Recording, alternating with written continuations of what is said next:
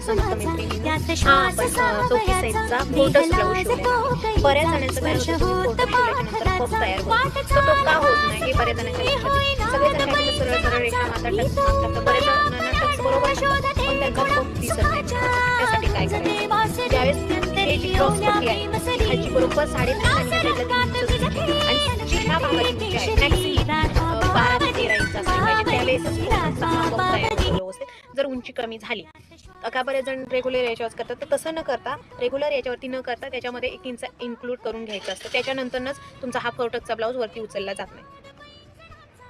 कधी पण माप टाकताना ज्यावेळेस तुम्ही 4 टक्सची कटिंग करता त्यामध्ये आवर्जून 1 इंच एक्स्ट्रा ॲड करा.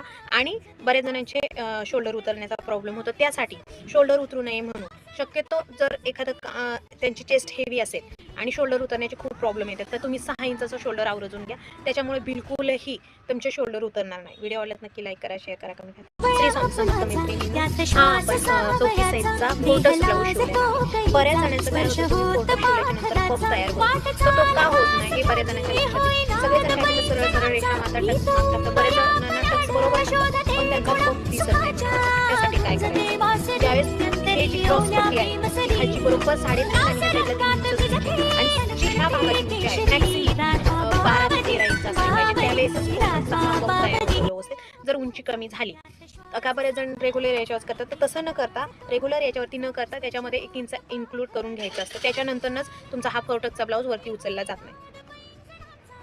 कधी पण माप टाकताना ज्यावेळेस तुम्ही 4 टक्सची कटिंग करता त्यामध्ये आवर्जून 1 इंच एक्स्ट्रा ॲड करा.